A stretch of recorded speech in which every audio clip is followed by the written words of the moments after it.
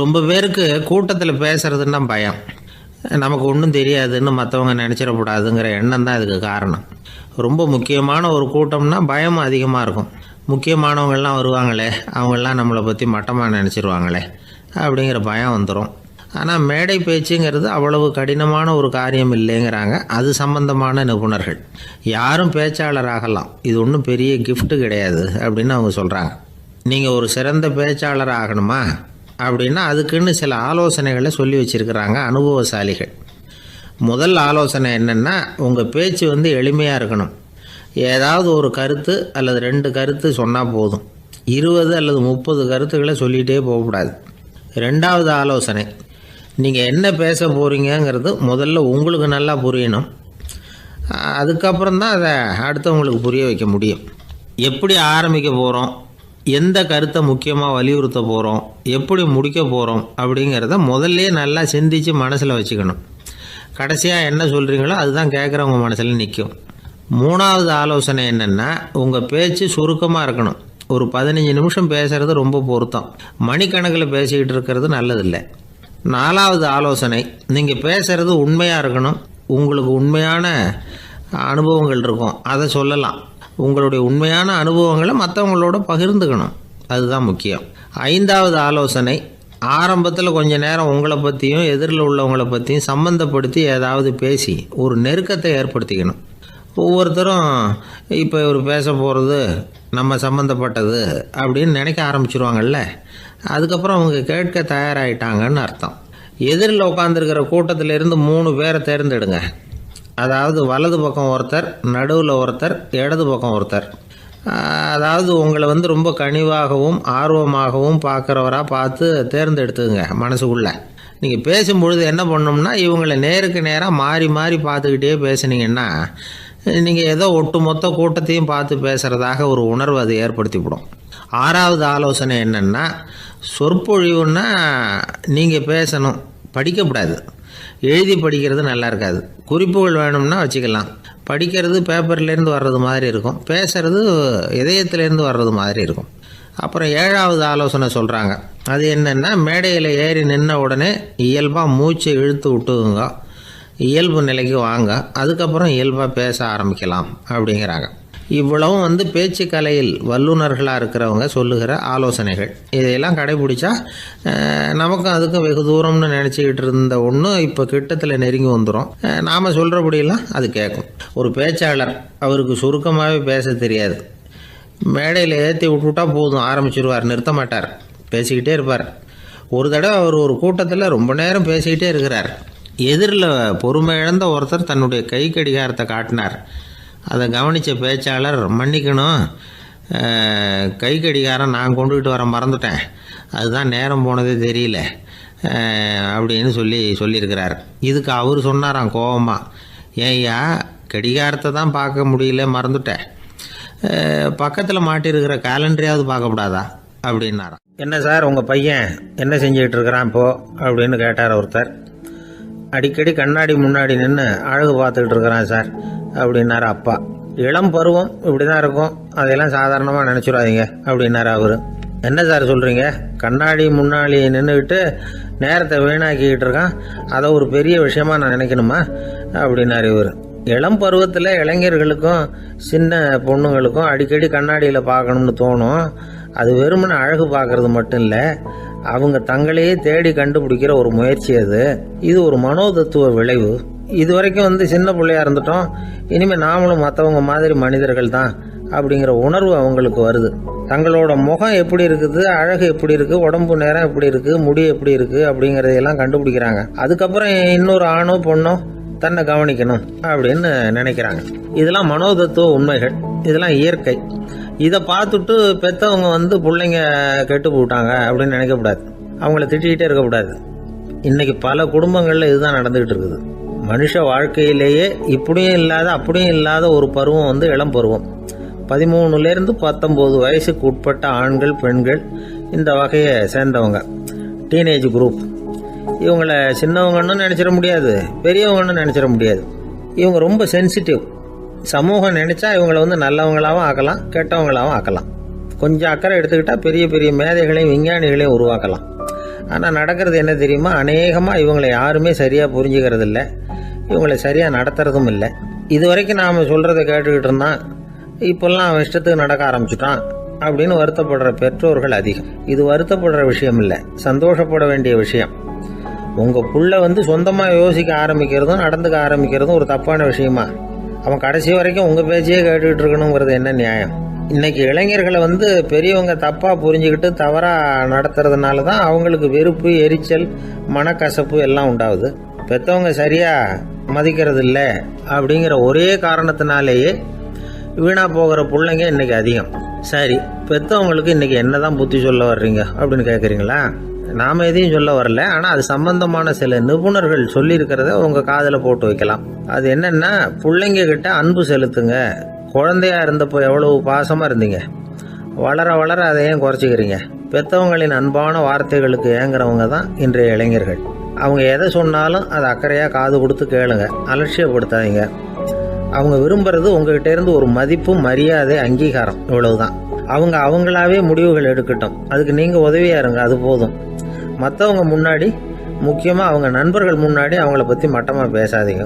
அவங்கக்கிட்ட பொய் சொல்லக்கூடாது. நீங்கள் சொன்னது பொய்ன்னு தெரிஞ்சு போச்சுன்னா உங்கள் பேரில் அவங்களுக்கு இருக்கிற மதிப்பு போயிடும், நம்பிக்கை போயிடும். அவங்களுக்கு முன்னாடி நீங்கள் சண்டை போடக்கூடாது. உங்கள் பிள்ளைய எப்பவும் இன்னொரு பிள்ளையோட ஒப்பிட்டு பேசுகிற வேலையே வேணாம். கூட பிறந்த மற்றவங்களோட கூட ஒப்பிடக்கூடாது. இப்படி செஞ்சால் அவன் உங்ககிட்டையும் பிரியமாக இருக்க மாட்டான், அவங்ககிட்டையும் பிரியமாக இருக்க மாட்டான். புள்ள எங்கே போகிறான், என்ன பண்ணுறான் அப்படின்னுலாம் துப்பறிஞ்சிக்கிட்டு இருக்கக்கூடாது. இளைஞர்கள் தனிமையை விரும்புகிறவங்க. அவங்கள பெட்டியில் வச்சு மூடி பாதுகாக்கணும்னு நினைக்கக்கூடாது. அவங்கள எப்படி பாதுகாக்கிறது அப்படிங்கிறது அவங்களுக்கே தெரியும். உங்கள் புள்ள எப்படி நடந்துக்கணும்னு நீங்கள் எதிர்பார்க்குறீங்களோ அது மாதிரி நீங்கள் நடந்து காட்டுங்க, அது போதும். ஒரு வீட்டில் அப்பாவும் அம்மாவும் பேசிக்கிட்டு இருக்கிறாங்க, என்னங்க நம்ம பொண்ணு பெரியவளாயிட்டா, அடிக்கடி கண்ணாடி முன்னாடி போய் நின்றுக்கிட்டு இருக்கிறா, சீக்கிரமாக ஒரு பையனை பார்த்து கல்யாணத்தை முடிக்காமல் இப்படி மசன்னு கல் மாதிரி உட்காந்துருக்குறீங்களே அப்படின்னு சத்தம் போட்டாங்க.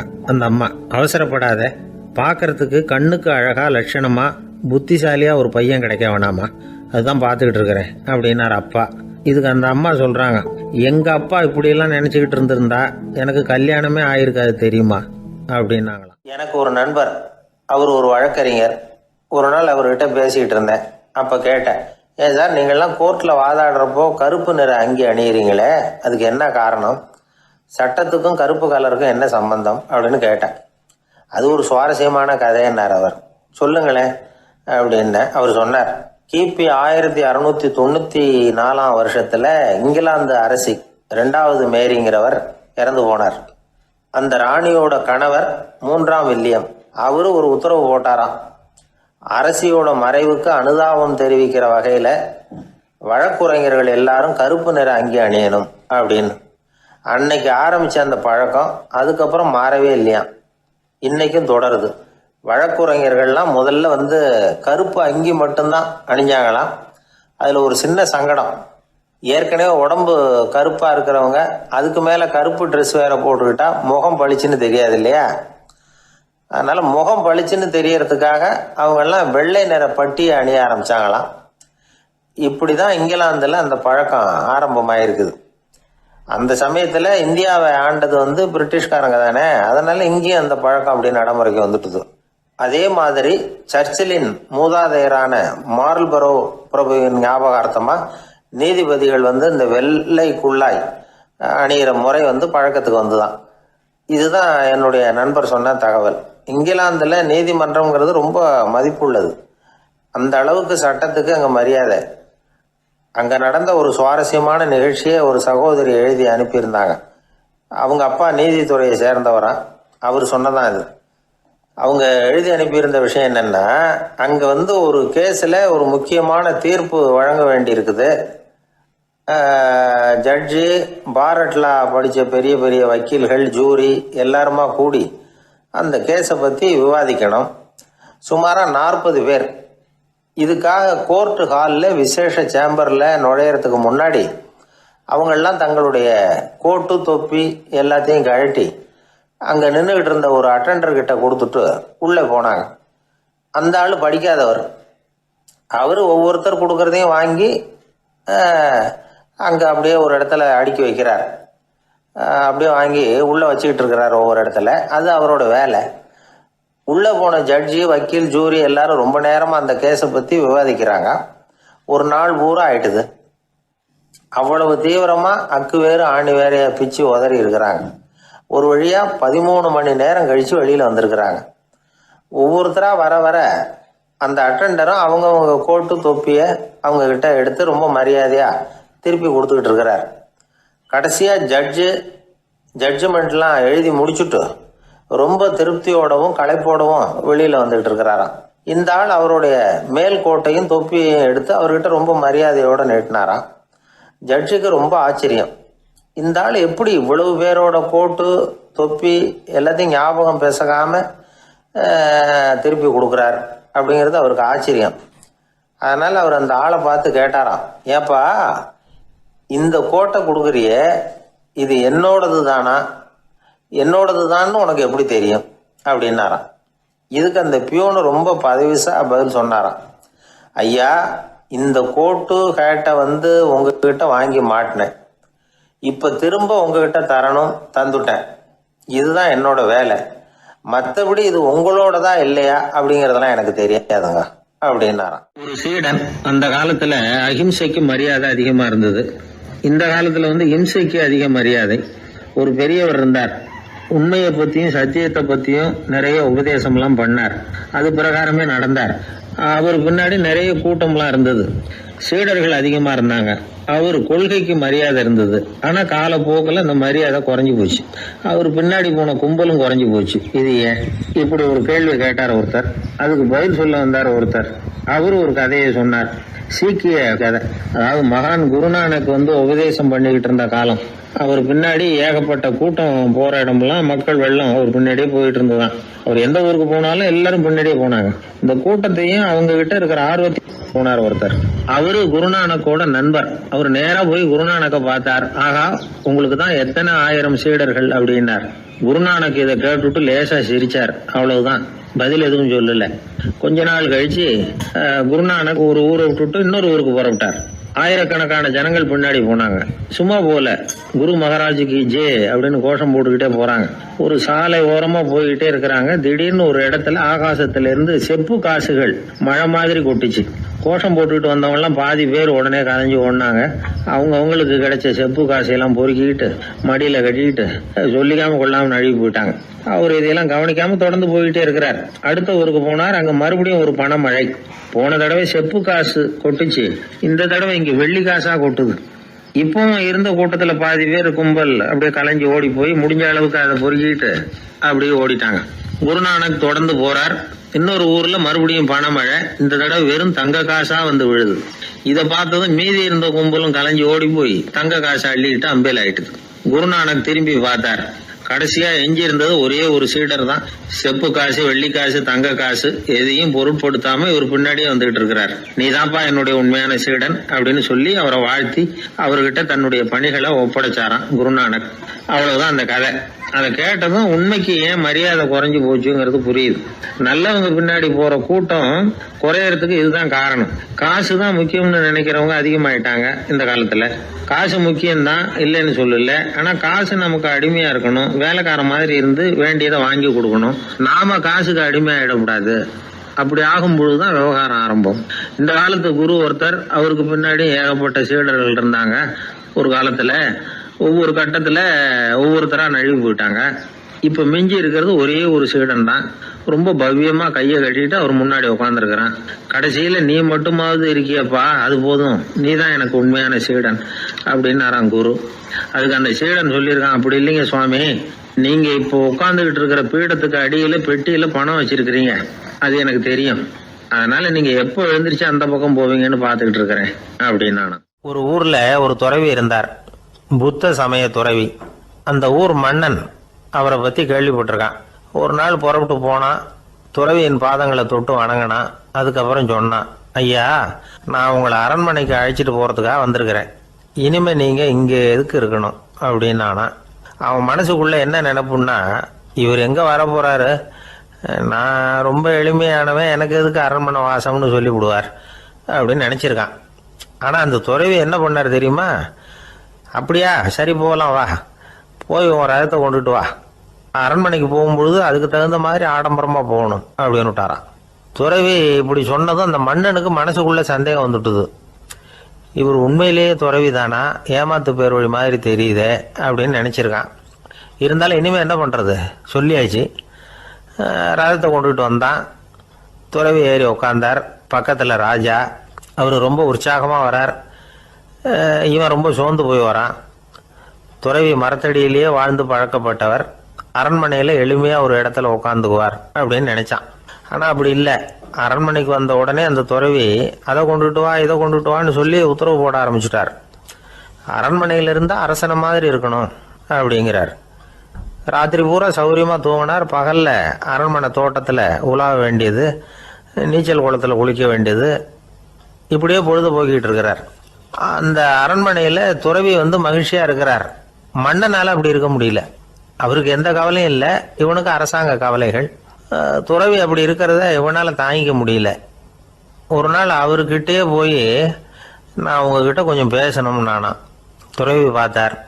நான் இந்த அரண்மனைக்கு வரும்பொழுதே நீ என்னமோ என்கிட்ட கேட்கணும்னு நினைச்ச. ஏன் கால தாமதம்? நீ அனாவசியமாக உன்னையே தொந்தரவு பண்ணிட்டு இருக்கிற. நீ கவலையாக இருக்கேங்கிறது எனக்கு புரியுது. நான் மரத்தடியில் இருந்தப்போ கூட என்னை அடிக்கடி சந்திச்சுக்கிட்டு இருப்பேன். ஏதாவது விளக்கம் கேட்கறது உண்டு. இங்கே வந்த பிறகு என்னை சந்திக்கிறது கூட அபூர்வமாக போயிட்டுது.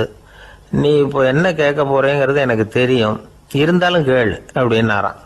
வேற ஒன்றும் இல்லைங்க, இப்போ உங்களுக்கும் எனக்கு என்ன வித்தியாசம்? 2 பேரும் அரண்மனையில் தான் இருக்கிறோம்.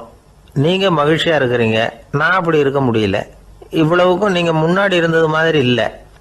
தினமும் தங்கத்தேர் கேட்குறீங்க, உயர்தரமான ஆடைகள் அணிகிறீங்க, சுவையான சாப்பாடு.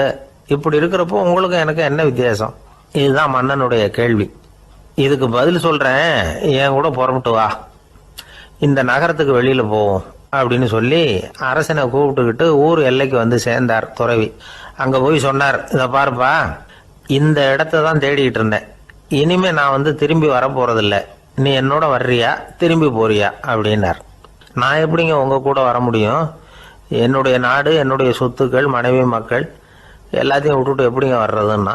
இப்போ அந்த துறவி சொன்னார், இப்போ வித்தியாசத்தை தெரிஞ்சுக்கிட்டியா? நான் அரண்மனையில் இருந்தேன், எல்லா வித பொருள்களும் உடையவனாக இருந்தேன், ஆனால் எதையும் சொந்தம் கொண்டாடுறவனாக இருக்கல. ஆனால் நீ அப்படி இல்லை, எல்லாத்தையும் சொந்தம் கொண்டாடிக்கிட்டு இருக்கிற. இதுதான் நமக்குள்ள வித்தியாசம் அப்படின்னு சொன்னார். அரண்மனை ஆடைகளை அப்படியே கலைஞர் அரசங்கிட்ட கொடுத்தார். உன்னுடைய ஆடைகளை நீயே வச்சுக்கோன்னார். அவர் பாட்டுக்கு நடந்து போனார், திரும்பியே பார்க்கல. அரசனுக்கு அப்பதான் தன்னுடைய அறியாமை விளங்குச்சான். இதிலிருந்து நாம புரிஞ்சுக்க வேண்டியது என்னன்னா, இந்த உலகத்துல எத்தனையோ பொருள்கள், அதையெல்லாம் முறையா பயன்படுத்தினா மகிழ்ச்சி. அதை விட்டுட்டு அதுக்கெல்லாம் சொந்தம் கொண்டாட ஆரம்பிச்சா கவலை. நம்ம ஆட்கள் சொந்தம் கொண்டாடுற விதமே தனி. ஒரு ஆள் இன்னொருத்தங்கிட்ட ஒரு கொடை கடன் வாங்கியிருந்தான், திருப்பி கொடுக்கல. கொடையை கொடுத்தவன் கேட்டான், என்கிட்ட கடன் வாங்கினிய கொடை, அதை கொஞ்சம் திருப்பி தர்றியான்னா. அது உனக்கு இப்போ அவசரமா தேவைப்படுதா அப்படின்னு கேட்டான் இவன். எனக்கு தேவைப்படல, அந்த கொடையை நான் யாருக்கிட்ட வாங்கியிருந்தேனோ அவனுக்கு இப்போ அது அவசரமா தேவைப்படுது அப்படின்னானா அந்த ஆள். ஒரு அப்பாவுக்கு 2 பிள்ளைங்க.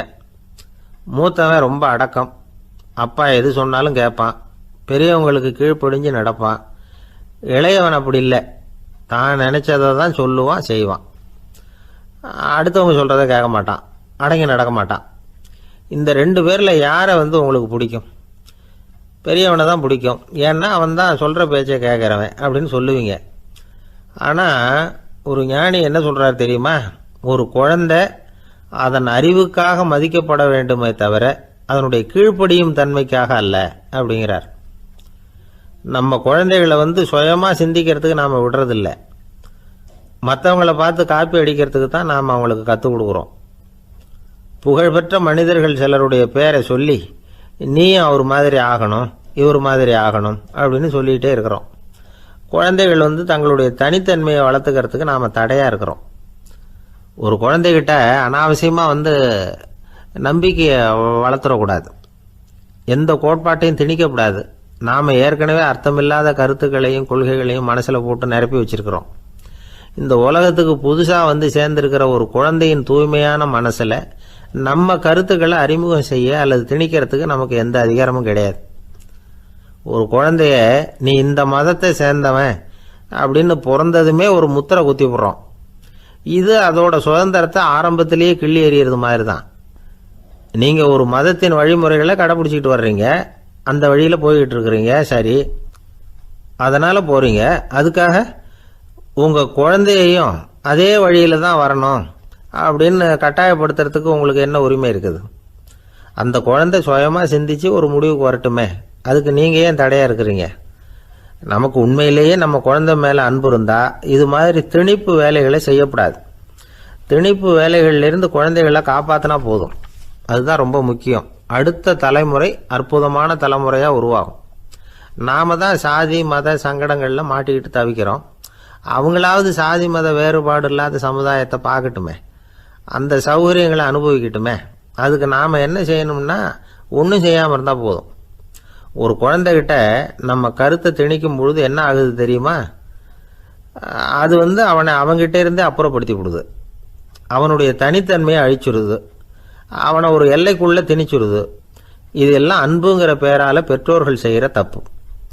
இதெல்லாம் கேட்டுக்கிட்டு இந்த காலத்தில் அப்பா ஒருத்தர் சொன்னார், நான் கருத்துக்களை எல்லாம் என் பையன்கிட்ட திணிக்கிறது இல்லைங்க, ஆனால் அதிகமாக சாப்பிட சொல்லி கட்டாயப்படுத்துவேன் அப்படின்னார். உங்கள் வீட்டு சமையல் அவ்வளவு நல்லா இருக்குமான்னு கேட்டாங்க. நல்லா இருந்தால் நான் ஏன் அவனை சாப்பிட சொல்லி கட்டாயப்படுத்த போகிறேன் அப்படின்னார். கிபி 1078 மார்ச் மாதம் 19 திங்கட்கிழமை அதிகாலை நேரம் ஒரு குழந்தை பிறந்தது. எங்க தெரியுமா? காஸ்பியன் கடலுக்கு தெற்கே பாரசீக மொழி வழங்கிய தபரிஸ்தான் மாநிலத்தில் ஜீலான்கிற புனித நகர், அதோட புறநகர் பகுதியில் உள்ள நீப்புங்கிற ஊர்ல தான் அந்த குழந்தை பிறந்தது. அந்த இடம் இப்போ ரஷ்யாவில் இருக்கு. அந்த குழந்தை யாருன்னு நினைக்கிறீங்க? அதுதான் முஹித்தீன் பெருமான், ஆன்மீக சாதனைகள் புரிந்த மகான் முஹித்தீன் ஆண்டகை. தன்னுடைய 18வது வயசுல உயர்கல்விக்காக ஜீலான் நகரத்தை விட்டு பகுதாத் நகரத்துக்கு புறப்பட்டு போறார். இளம் பிராயம் தானே, அதனால துணைக்கு ஒரு வர்த்தக கூட்டத்தோட சேர்ந்து போயிட்டு இருக்கிறார். ரொம்ப தூரம் போகணும். ஒவ்வொரு இடமா தங்கி தங்கி போயிட்டு இருக்கிறாங்க. ஒரு இடத்துல ஒரு கொள்ளை கூட்டம் பயங்கரமான ஆயுதங்களோட அவங்கள வழிமறிச்சுட்டுது. அந்த வர்த்தக கூட்டம் வச்சிருந்த பொருள்களை எல்லாம் அவங்க பறிச்சு விடுறாங்க. இவங்களும் பயந்துகிட்டு இருந்தது எல்லாத்தையும் அவங்க கிட்ட கொடுத்துடுறாங்க. முஹித்தீன் ஆண்டகை மட்டும் இதையெல்லாம் பார்த்துக்கிட்டு தனியா ஒதுங்கி நிற்கிறார். ஒரு 18 வயசு பையன் மட்டும் இப்படி தனியா அநாத சிறுவன் மாதிரி நின்றுட்டு இருக்கிறத அந்த கொள்ளை கூட்டத்தில் இருந்த ஒருத்தன் பார்க்கறான். கிட்ட நெருங்கி வர்றான். அலட்சியமாகவும் கிண்டலாகவும் உங்ககிட்ட ஏதாவது இருக்குதா அப்படின்னு கேட்கறான். இவங்கிட்ட என்ன இருக்க போகுது அப்படிங்கிற நம்பிக்கையில அவன் அப்படி கேட்கறான். உடனே இவரு இருக்குதே, என்கிட்ட 40 தீனார் இருக்கு அப்படிங்கிறார். இப்படி சொல்லியும் அந்த கொள்ளைக்காரனுக்கு நம்பிக்கை வரல. என்னிடம் விளையாடாத, பொய் சொல்லாத, உண்மையை சொல்லு அப்படிங்கிறான் அவன். உண்மையை தான் சொல்றேன், என்கிட்ட 40 தீனார் இருக்கு அப்படிங்கிறார் இவர். எங்க வச்சிருக்கிற அப்படின்னு கேக்குறான். சட்டையின் விழாப்புறத்தில் உள்ள பகுதியில அதை வச்சு தச்சிருக்கிறாங்க அப்படின்னு உண்மையை சொல்றார். உடனே கொள்ளை கூட்ட தலைவன் அதை கத்தியால கீறிப்பார் அப்படின்னு உத்தரவு போடுறான். அந்த சட்டையை கிழிக்கிறாங்க. உள்ள இருந்து 40 பொற்காசுகளும் பொல பொலன்னு கீழே கொட்டுச்சு. அதை பார்த்த உடனே அந்த கொள்ளை கூட்ட தலைவன் மலைச்சு போய் நின்னுட்டான்.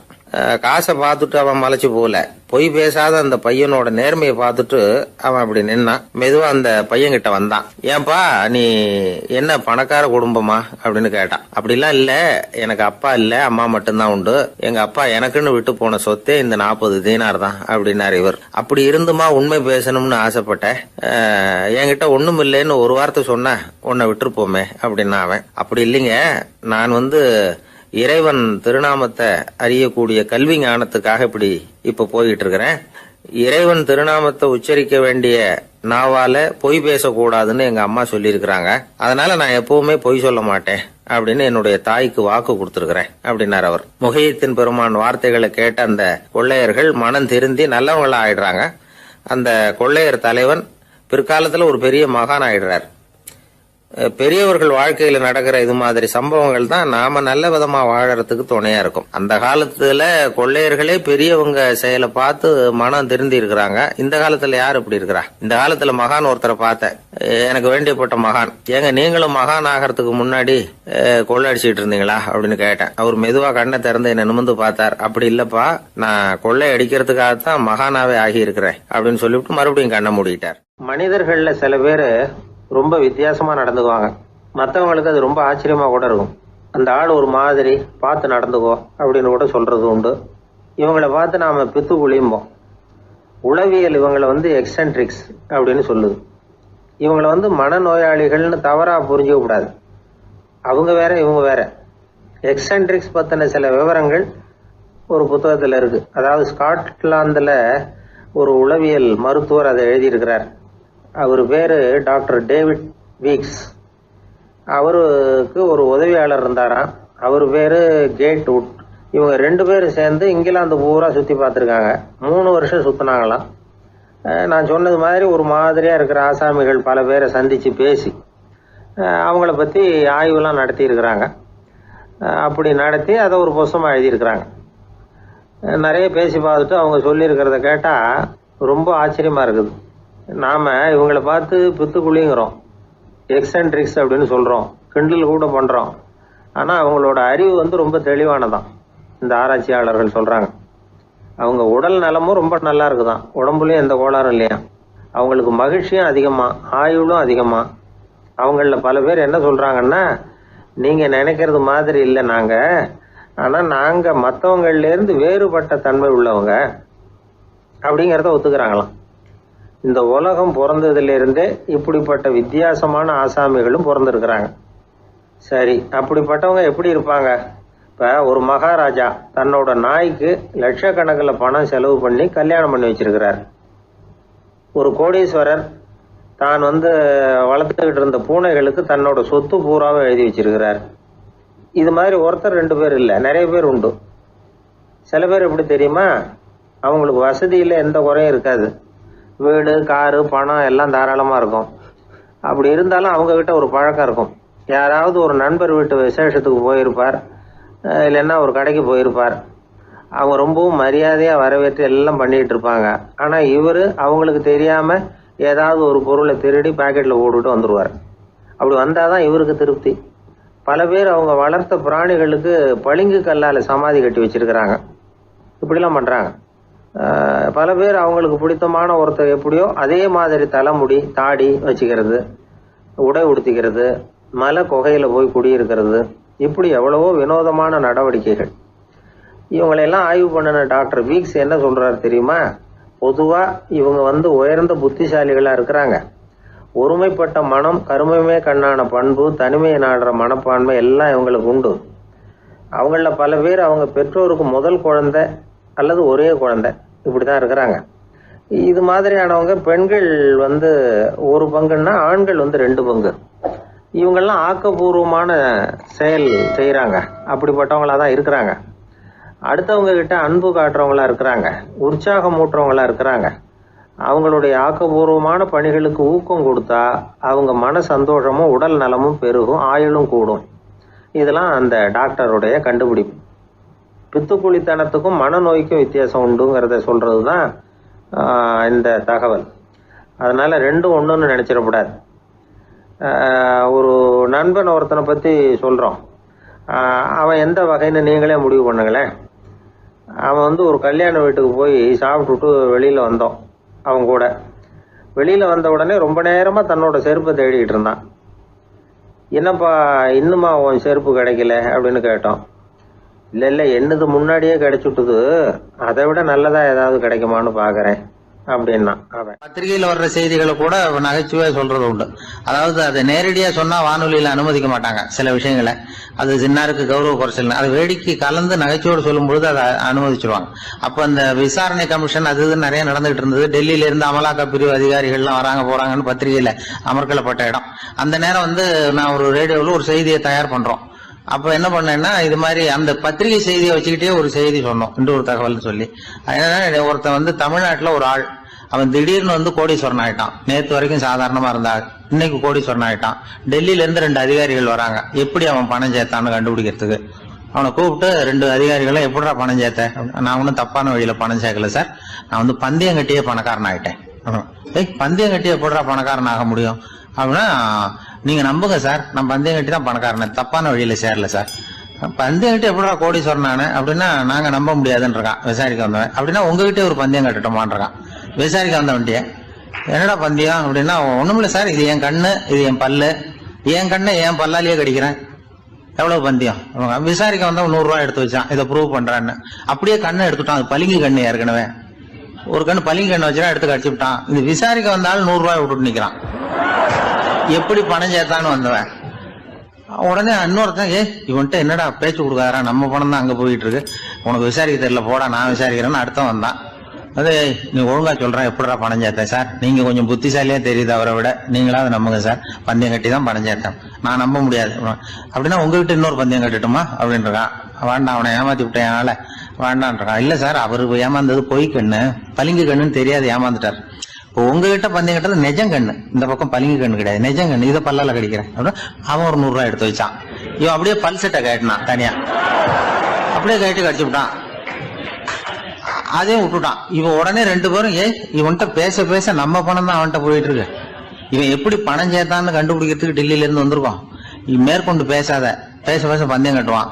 திரும்பி போறதுக்கு ரயிலுக்கு டிக்கெட் சரியா இருக்கா பாடுறான்றான்.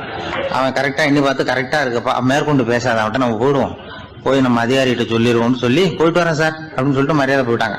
போய் டெல்லியில பெரிய அதிகாரிகிட்ட போய், சார் அவன்கிட்ட வந்து விசாரிச்சு பார்த்தோம் சார், தமிழ்நாட்டுல பந்தயம் கட்டி தான் பணம் சேர்த்தேன்னு சாதிக்கிறான், எங்ககிட்ட ஒரு 200 ரூபாய் வாங்கிட்டான் சார் அப்படின்னு அவருக்கு கோவம் வந்துட்டுது. இந்தியாவுக்கே தலைமை அதிகாரி, இதுக்காகவாடா நீங்க இருக்கீங்க, எத்தனை பேர் இருக்கீங்க உங்களை மாதிரி ஜூனியர் ஆபீசர்ஸ் நம்ம ஆபீஸ்ல இந்தியா பூரா விசாரிக்கிறதுக்கு அப்படின்னா 30 பேர் இருக்கோம் சார், 30 பேருக்கு அனுபவம் பத்தாது, நான் இந்தியாவுக்கே தலைமை அதிகாரி, அனுபவம் ஜாஸ்தி, உங்களுக்கு ட்ரைனிங் கொடுக்கணும் எப்படி ஒருத்தரை விசாரிக்கிறதுன்னு. 30 பேரும் ஒரு ரூம்ல வந்து உட்காருங்க, ஒரு ஆள் போய் அந்த ஆள் தமிழ்நாட்டுல இருந்து நீங்க கூப்பிட்டுட்டு வா, வர்ற வரைக்கும் அவன்கிட்ட பேசாதீங்க, பந்தயம் கட்டுவான், மெதுவா கொண்டு வந்து நிறுத்து அப்படின்னா ஒரு ஆள் வந்து ஸ்பெஷலா கூப்பிட்டு போட்டான். இது மாதிரி மேடையில நிறுத்திவிட்டு ஒரு தலைமை அதிகாரி 30 ஜூனியர் அதிகாரிகள் அவங்களுக்கு பயிற்சி கொடுக்குறார். இவனை பார்த்து, ஒழுங்கா சொல்லு, எப்படி பணம் சேர்த்த, நான் இந்தியாவுக்கே தலைமை அதிகாரி, என்கிட்ட உண்மையை ஒத்துக்கிட்டீங்கன்னா உன்னை அப்ரூவர் ஆக்கிடுவேன் அல்லது தண்டனையை குறைப்பேன், அந்த அதிகாரம்லாம் என்கிட்ட உண்டு, ஒழுங்கா சொல்லு அப்படிங்கிறார். அவர், சார் நீங்க இந்தியாவுக்கே தலைமை அதிகாரி, அனுபவம் ஜாஸ்தி, நீங்களாவது நம்புங்க சார், நான் பந்தயம் கட்டி தான் பணம் சேர்த்தேங்கிறான். இங்கேயே வந்து இப்படி சாதிக்கிறேன், உன்னை நம்ப முடியாதரா அப்படின்னா உங்ககிட்ட ஒரு பந்தயம் கட்டட்டுமா நானா அவர்கிட்ட போய், வேணாண்டா என் ஆளை ஏமாத்தி விட்டேன் அப்படின்னா, இல்ல சார் அவங்க ஏமாந்தது என் உடம்ப பத்தின ரகசியம், என் கண்ணு பளிங்கு கண்ணுன்னு தெரியாது, நான் பல்செட்டு கட்டியிருந்தது தெரியாது, ஏமாந்துட்டாங்க, இப்ப நான் உங்ககிட்ட கட்டுற பந்தயம் உங்க உடம்ப பத்தின ரகசியம். என் உடம்புல என்னடா ரகசியம், முதுகுல, உங்க முதுகுல 1 ரூபா அகலத்துக்கு கருப்பா ஒரு மச்சம் இருக்கு, உண்டா இல்லையானா, இல்லேன்னு தெரியும் அவருக்கு. இல்லடா நேத்து வரைக்கும் இல்ல சார், இப்ப இருக்குது மச்சம் அப்படின்னு உடனே 100 ரூபாய் எடுத்து வச்சார் அவர் தலைமை அதிகாரி. ஒரு 100 ரூபாய் வச்சு சட்டையை கட்டி காட்டுறாரு, மச்சம் இல்ல, இவன் தோத்துட்டான் இங்கிருந்து போனவன். உடனே 200 ரூபாய் எடுத்து வச்சுக்கிட்டு, தோழர்களே இப்படிதான் ஒருத்தரை விசாரிக்கணும், என்கிட்ட இவன் ஏமாந்துட்டான் பாருங்க, துருவி துருவி விசாரிக்கிறதுன்னு சொல்றாங்களே இதுதான் அப்படின்னு விளக்கம் கொடுத்தாரு. அப்போ இவன் மெதுவா ஆரம்பிச்சானா, சார் இந்த பந்தயத்துல உங்களுக்கு 200 ரூபாய் லாபம், ஆனா இதே பந்தயத்துல எனக்கு 2900 ரூபாய் லாபம் சார் அப்படின்றான். என்னடா பண்ண அப்படின்னு கேட்டிருக்காரு. உங்களுக்கு தெரியாம இந்த 30 பேர்கிட்டையும் தனித்தனியா ஒரு பந்தயம் கட்டியிருக்கேன்.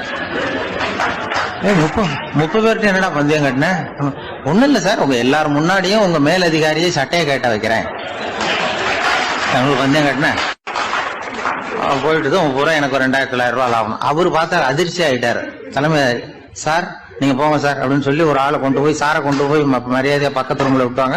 இனிமே அவர்கிட்ட யாரும் பேசாதீங்க வாங்கன்னு சொல்லிவிட்டு, அதுக்கப்புறம் தோழர்களே, இவர் பேச ஆரம்பிச்சார், தோழர்களே இனிமே யாரும் தமிழ்நாட்டு பக்கம் விசாரிக்க போகாதீங்க, நீங்க யாராவது போறதுன்னா மத்திய பிரதேசம், உத்தரப்பிரதேசம், இப்படி எத்தனையோ பிரதேசம் போயிட்டு வாங்க, தமிழ்நாட்டுக்கு மட்டும் போகாதீங்க, ஏன்னா அங்க போனா நம்ம பணத்துக்கு ஆபத்து வந்துருது அப்படின்னு சொன்னாருன்னு இந்த கதையை ரேடியோவில் சொன்னேன். இந்த கதையை உண்மை சம்பவமா சொன்னா அனுமதிச்சிருக்க மாட்டாங்க. இந்த நகைச்சுவைக்கு உள்ள மரியாதை என்னன்னா, அது ஒரு கதை மாதிரி உண்டு பண்ணி இப்படி சொன்னதும், இதுல என்ன என்னுடைய விசேஷம்னா, இந்த ஸ்கிரிப்ட வாங்கிட்டு வர சொல்லி மந்திரியினுடைய பிஏ வந்தார். ஒரு மந்திரி அப்ப இருந்தவர், அவர் பிஏ அடிக்கடி வருவார். வந்து இந்த போன நேற்று முந்தா நாள் ரேடியோவில் சொன்ன அந்த இன்னொரு தகவல் காப்பி ஒண்ணு வாங்கிட்டு வா அப்படி இப்படின்னு கூப்பிடுவார். மேடையில பேசுறதுக்கு எங்களுக்கு தேவை, உபயோகப்படும்னு கேட்பார். அவரு இந்த நிகழ்ச்சி வந்தப்போ உடனே அன்னைக்கு வந்துட்டார் அந்த பிஏ. இன்னைக்கு காலையில சொன்னீங்களே சார், மந்திரி கேட்கிறாரு மேடையில பேசுறதுக்கு அப்படின்னு. நான் அப்பதான் ஆச்சரியப்பட்டேன், பாருங்க இந்த நகைச்சுவைக்கு உள்ள மரியாதை. அவரே கேட்கிறார், சொல்லப்பட்டதே அவரை பத்தி தாங்கிறது தெரியாம அவரே எப்படி சொல்ல, அதுதான் சிரிப்புக்குள்ள மரியாதைங்கிறது. அது யாரை பத்தி சொல்றோமோ அவருக்கு தெரியாம கூட சொல்லலாம் அதை. அப்படி இது உண்மையில நடந்த சம்பவம். அந்த அமைச்சர் இப்ப இல்ல, உயிரோட எல்லாம் இப்ப இருந்து வாங்கிட்டு இருந்தேன். திருநெல்வேலி மாவட்டத்தில் கோவில்பட்டிக்கு பக்கத்தில் உள்ள ஊர் கடம்பூர். காமராசர் முதலமைச்சராக இருந்த காலம். கடம்பூரில் ஒரு பள்ளி சீரமைப்பு மாநாடு நடக்குது. அந்த பக்கத்தில் உள்ள பள்ளிக்கூடம்லாம் அதில் கலந்துக்குது. கண்காட்சி வேற. ஊர் பூரா விழா கோலம். மறுநாள் மாநாடு நடக்க போகுது. ஆனால் முதல் நாளே மழை பிடிச்சிக்கிட்டுது. மறுநாளும் அது விடாமல் பேஞ்சிக்கிட்டு இருக்குது. காமராசர் காலையிலேருந்து பல்வேறு நிகழ்ச்சிகளில் கலந்துக்கிட்டு சாயந்தரமாக கடம்பூருக்கு வந்து சேர வேண்டியவர். மழை பேஞ்சிக்கிட்டு இருக்கிறதுனால நிகழ்ச்சி ரத்தாயிடுமோ என்னமோ அப்படின்னு எல்லாரும் சந்தேகப்பட்டுக்கிட்டு இருக்கிறாங்க. அவர் கோவில்பட்டி பயணிகள் விடுதியில் இருக்கிறார். கடம்பூர்லேருந்து சில பேர் போய் அவரை சந்திக்கிறாங்க. மழை பெஞ்சிக்கிட்டு இருக்குதே, என்ன செய்யலாம் அப்படின்னு கேட்குறாங்க. மழை பெஞ்சா நல்லது தானே, அதுக்காக மாநாட்டை எதுக்காக ரத்து செய்யணும்? ஆசிரியர்கள் எவ்வளவு கஷ்டப்பட்டு ஏற்பாடு பண்ண மாநாடு, கட்டாயம் வந்துடுறேன் அப்படின்னாராம் காமராசர். உடனே புறப்பட்டார். மழையை பொருட்படுத்தாத மக்கள் கூட்டம். அது கலையாமல் காத்துக்கிட்டு இருக்கிறாங்க அவ்வளோ பேரும். தலைவர் வந்துட்டார்னு தெரிஞ்சது ஜனங்களுக்கு ஏகப்பட்ட உற்சாகம். ஜனங்கள் அவ்வளவு உற்சாகமாக வரவேற்றாங்க. மாநாடு ஆரம்பமாச்சு. மலர் மாலைகள் மலை மாதிரி குவிய ஆரம்பிச்சுட்டுது. வரிசையாக ஒவ்வொரு கல்வி நிலையம் சார்பாகவும் வரவேற்பு பத்திரம் வாசித்து கொடுக்குறாங்க. என்ன வாசிக்கிறாங்கங்கிறத காமராசர் கூர்ந்து கவனிக்கிறார். ஏகப்பட்ட புகழ் மொழிகள், ரொம்ப பாராட்டி புகழ்ந்து என்னென்னமோ வாசிச்சுக்கிட்டு இருக்கிறாங்க. கொடை வள்ளலே, குணக்குன்றே, மலையே, கடலே, இப்படி தமிழ் மொழியில் பாராட்டுறதுக்கு எத்தனை வார்த்தைகள் உண்டோ அத்தனையும் அதில் சேர்த்துருக்குறாங்க. காமராசர் பொறுமை இழந்துட்டார். போதும் போதும், உங்கள் எல்லாரையும் பார்த்து 2 வார்த்தை பேசிவிட்டு போகிறதுக்காக தான் நான் வந்திருக்கிறேன். எல்லாரும் மழையில் சிரமப்பட்டு நின்றுட்டு இருக்கிறீங்க. இப்படி என்ன புகழ்ந்து படிச்சுக்கிட்டே இருந்தால் எப்படி அப்படின்னாராம். அதுக்கப்புறம் பேசி முடிச்சிருக்கிறார். மாநாட்டு நிகழ்ச்சிகள் முடிஞ்சதும் இன்னொரு நிகழ்ச்சியில் கலந்துக்கிறதுக்காக புறப்பட்டாராம். ஒரு திறந்த ஜீப்பில் அவரை ஊர்வலமாக அழைச்சிக்கிட்டு போயிருக்கிறாங்க. தெருவில் 2 பக்கமும் ஏகப்பட்ட கூட்டம். அங்கங்கே ஜீப்பை நிறுத்தி ரோஜா மாலை, ஜருக மாலை இப்படி போட்டுக்கிட்டே இருக்கிறாங்க. அதையெல்லாம் அப்படி அப்படியே வாங்கி அங்கங்கே நின்றுக்கிட்டு இருந்த குழந்தைகள்கிட்டையும் தாய்மார்கள்கிட்டையும் கொடுத்துக்கிட்டே போகிறார். அந்த சமயத்தில் கூட்டத்துக்கு அப்பால் ஒரு பெரியவர் கையில் ஒரு மல்லிகை சரத்தோடு நின்றுட்டு இருக்கிறார். அவரால் முண்டி அடிச்சுக்கிட்டு முன்னால் வர முடியல. காமராசர் இதை கவனிக்கிறார். அவ்வளவுதான், உடனே நிறுத்தப்பா வண்டியை அப்படிங்கிறார். ஜீப்பு நிற்கிது. டிரைவரை பார்த்து, அதோ பார், அங்கே ஒருத்தர் நிற்கிறார் பார், அவரை இங்கே அழைச்சிட்டு வா அப்படின்னாராம். கூட்டம் வழி விடுது. அந்த பெரியவரை கிட்டத்தில் அழைச்சிட்டு வர்றாங்க. காமராசர் அவரை பார்த்து, வாங்க வாங்க, நல்லா இருக்கீங்களா அப்படின்னு சத்தம் போட்டு உற்சாகமாக விசாரிக்கிறாராம். பெரியவர் கண்களில் கண்ணீர், பேச்சு வரல. மல்லிகை சரத்தை அவருக்கு போடுறார். கொஞ்ச நேரம் அவர்கிட்ட பொறுமையாக பேசிக்கிட்டு இருந்துட்டு அவரை அனுப்பி வைக்கிறார் காமராசர். பெரியவர் போனதுக்கு அப்புறம் காமராசர் பக்கத்தில் இருந்தவங்க கிட்ட சொல்கிறார் அந்த பெரியவரை பற்றி. அந்த காலத்தில் ரொம்ப கஷ்டப்பட்டவர் இவர், ஜெயிலுக்கு போனவர் அப்படின்னு ரொம்ப உருக்கமாக நெகிழ்ந்து போய் சொல்கிறார். இதில் ஒரு விஷயத்தை கவனிங்க. தன்னை புகழ்ந்து படிக்கப்பட்ட வாழ்த்து மடலை படிக்க வேணாம்னு தடுத்து நிறுத்தினார். எங்கேயோ ஒரு மூலையில் கையில் ஒரு 4 முழம் மல்லிகை சரத்தோடு ஒதுங்கி நின்றுக்கிட்டு இருந்த அந்த தொண்டரை அவ்வளவு பெரிய கூட்டத்துக்கு நடுவுலையும் தேடி கண்டுபிடிச்சி கிட்டத்தில் கூப்பிட்டு அவர் கொடுத்த அன்பு மாலையை வாங்கி கழுத்தில் போட்டுக்கிட்டார். அதுதான் காமராசர். தோல்விகள் கூட அவரை கொஞ்சம் கூட பாதித்ததில்லை. ஒரு பொது தேர்தலில் அவர் தோற்று போகிறார். தொண்டர்கள்லாம் அழறாங்க. அதில் ஒருத்தர் மெதுவாக காமராசர்கிட்ட போய், என்ன தலைவரே, நீங்கள் கூட தோற்று போயிட்டீங்களே அப்படின்னு கலக்கமாக சொல்லியிருக்கிறார். அதுக்கு காமராசர், நான் கூட தோற்று போகிறதுக்கு பேர் தான்ப்பா ஜனநாயகம் அப்படின்னாராம். என்னுடைய நீண்டகால நண்பர் ஒருத்தர் வருஷம் தவறாமல் திருநள்ளாறு அப்படிங்கிற திருத்தலத்துக்கு போயிட்டு வர்றது வழக்கம். அங்கே என்ன சார் விசேஷம்னு கேட்கறது உண்டு. என்ன இப்படி கேட்குறீங்க? சனி பகவான் நலன் விருப்பப்படி அங்கே தானே எழுந்தருளி இருக்கிறார். அவரை போய் பார்த்து ஒரு கும்பிடு போட்டுட்டு வந்தா நம்ம பிடிச்சிருக்கிற சனியெல்லாம் விலகும் அப்படிம்பார். சத்தம் போட்டு சொல்லாதீங்க சார், வீட்டில் வேற யார் காதிலாவது இது விழுந்துற போது அப்படின்னு சொல்கிறது உண்டு வர்றவங்க. இப்போ நான் சொல்கிறதுல உள்ள நியாயத்தை புரிஞ்சுக்கிட்டு அவரும் கொஞ்சம் எச்சரிக்கை உணர்வோடு நமக்கு நன்றி சொல்லுவார்னு வச்சுங்களேன். அதாவது பார்வை மூலமாகவே. அந்த நண்பருக்கு ஆன்மீக விஷயங்களில் அதிக ஈடுபாடு உண்டு. அப்பப்போ சில புராண கதைகளை எல்லாம் சொல்கிறது உண்டு. ரொம்ப சுவாரஸ்யமாக இருக்கும். எப்போவுமே புராண விஷயங்களை எல்லாம் அறிவியலுங்கிற தராசில் வச்சு எடை போட்டுட்டு இருக்கக்கூடாது. அப்படி பார்த்தா அதெல்லாம் நம்ப முடியாத வெறும் கற்பனைகளாக தோணும், மூட நம்பிக்கைகளாகவும் தெரியும். புராணங்களை புராணங்களாகவே புரிஞ்சுக்கிறவங்களுக்கு அதெல்லாம் அர்த்தமுள்ள செய்திகளை உள்ளடக்கி இருக்கிறதாக தெரியும். அந்த வகையில் தான் இந்த நண்பரும் நிறைய செய்திகளை சொல்கிறது உண்டு. சனியை போல கொடுக்குறவனும் இல்லை, சனியை போல கெடுக்கிறவனும் இல்லை அப்படின்னு சோதிடர்கள் சொல்லுவாங்க. நாம் ஏதாவது ஒரு வம்புல மாட்டிக்கிட்டா பிடிச்சது சனி அப்படிங்கிறோம். ராவணன் எப்பேற்பட்ட வீரன், அவனே சனி பார்வைப்பட்டது தானே சங்கடப்பட ஆரம்பித்தான் அப்படின்னார் நண்பர். அது எப்படிங்கன்னு கேட்டேன். அவர் சொல்ல ஆரம்பித்தார், இந்த ராவணன் இருக்கானே நவ கிரகங்களையும் பிடிச்சி கொண்டுட்டு வந்து தன்னுடைய சிம்மாசனத்துல அப்படியே படிகளா போட்டு வச்சுட்டானான், ஒவ்வொரு படியா. பாவம் அந்த 9 தேவதைகளும் ஒவ்வொரு படியா குப்புற கிடக்குறாங்க. நவக்கிரகம் நம்மளை ஆட்டி படைக்குதுன்னு நாம சொல்லிட்டு இருக்கிறோம். ஆனா அந்த நவக்கிரகங்களை ராவணன் எப்படி வச்சிருந்தான் பாருங்க. எல்லாரையும் சிம்மாசனத்துக்கு பக்கத்துல படிப்படியா போட்டு வச்சிருக்கிறான். காலை அது மேல வச்சுதான் ஏறி போகணும். வேற வழி இல்லாம எல்லாரும் குப்புற விழுந்து கிடக்குறாங்க. ராவணன் வந்து ஒவ்வொரு தடவையும் இவங்க முதுகுல அடி வச்சு ஏறி தான் அந்த சிம்மாசனத்துக்கு போறது வழக்கம். இப்படி நடந்துகிட்டு இருக்கிறது நாரதர் கண்ணுல போட்டுட்டு தான். அவர் சும்மா இருப்பாரா? யோசனை பண்ணார் என்ன செய்யலாம் அப்படின்னு. ஒரு முடிவு பண்ணிட்டு நேரா ராவணன் கிட்ட போனாராம். ராவணா, நீ வந்து நவக்கிரகங்களை பிடிச்சி கொண்டாந்து உன்னுடைய சிம்மாசனத்துக்கு படிகளா போட்டு வச்சிருக்கிற, அது உன்னுடைய வீரத்தை காட்டுது. இருந்தாலும் ஒரு விஷயத்த நீ யோசிச்சு பார்க்கணும். ஒவ்வொரு தடவை நீ சிம்மாசனத்துக்கு போகும்பொழுதும் நவக்கிரகங்களின் முதுகல் அடி வச்சு நீ ஏறி போற, அது உனக்கு பெருமை கிடையாது. அவங்களுடைய மார்புல அடி வச்சு ஏறி போகணும், அதுதான் உனக்கு பெருமை அப்படின்னாராம். இவர் சொல்றதும் சரிதானே அப்படின்னு யோசிச்சிருக்கான் ராவணன். உடனே குப்புற கிடந்த நவக்கிரகங்களை திருப்பி மல்லாக்க போட்டான். அவங்க மார்புல அடி வச்சு மேலே ஏறி சிம்மாசனத்துக்கு போனானா. அப்படி போயிட்டு இருக்கும் பொழுது சனி பகவானின் பார்வை அவன் மேல பட்டுதான். அவ்வளவுதான். என்னாச்சு தெரியுமா? சூர்பனகை தேடி வந்தா. சீதையோட அழகை பத்தி தன்னுடைய அண்ணங்கிட்ட சொல்ல ஆரம்பிச்சுட்டா. விவகாரம் ஆரம்பமாயிட்டது. அதுதான் சனியனுடைய வேலை அப்படின்னு சொல்லி இந்த கதையை சொல்லி முடிச்சார் என்னுடைய நண்பர். ஆக சனியின் பார்வை வந்து நம்ம பேல படாம பாத்துக்கிறது தான் நல்லதுங்கிறீங்க அப்படின்னு. ஆமா சார், இப்ப கூட நான் வந்து உங்க வீட்டுக்கு வந்திருக்கிறதே ஒருத்தருடைய பார்வை என் மேல படக்கூடாதுங்கிறதுக்காகத்தான் அப்படின்னார். யாருங்க அதுன்னு என்னுடைய மாமனார் சார். அவசரத்துக்கு அவர்கிட்ட கொஞ்சம் கடன் வாங்கிவிட்டேன். நம்ம மாப்பிள்ளை தானேன்னு சொல்லி அவரு விட்டு கொடுக்கறதுக்கு தயாரா இல்லை. இன்னைக்கு இப்ப அவர் எங்க வீட்டுக்கு வரக்கூடிய நேரம், அதுதான் அவர் பார்வையிலிருந்து படாம தப்பிக்கலாங்கிறதுக்காக இங்க வந்துட்டேன் அப்படின்னார். பார்வை படணும்னு இருந்தா பட்டுத்தான் தீரும் போல இருக்கு அப்படின்னா. என்ன சார் சொல்றீங்கன்னார் ஒன்னும் புரியாம. நீங்க இங்கதான் வருவீங்கன்னு அவருக்கு ஏற்கனவே தெரியும் போல இருக்கு. அதனால உங்களுக்கு முன்னாடியே உங்க மாமனார் இங்க வந்துட்டார்.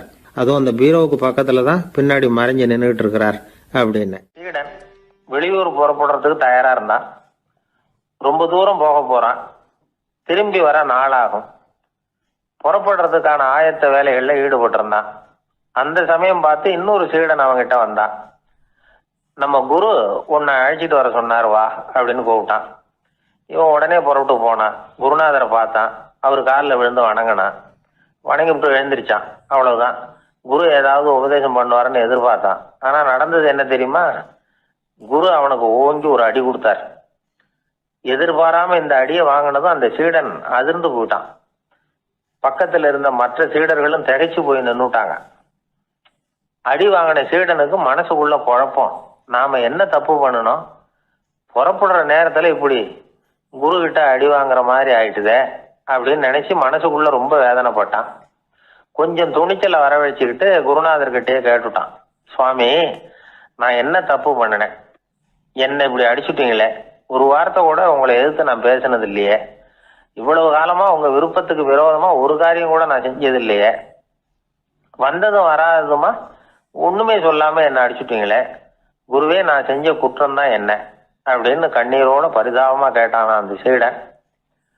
ஆனா அந்த குரு முகத்துல கொஞ்சம் கூட கோபம் இல்லை. அவர் சிரிச்சுக்கிட்டே நின்றுகிட்டு இருந்தாராம். அதுக்கப்புறம் சொன்னாராம், என்னுடைய அருமை சீடனே, நீ ஒரு தவறும் பண்ணல. நான் உன்னை அடிச்சது நீ ஏதோ தப்பு பண்ணிவிட்டேங்கிறதுக்காக இல்லை. நீண்ட பயணம் போக போறேன். ஞாபகமா ஏதாவது கொடுத்து அனுப்ப வேணாமா? நீ ஞானம் பெற்ற பிறகுதான் திரும்பி வர போறேங்கிறது எனக்கு தெரியும்.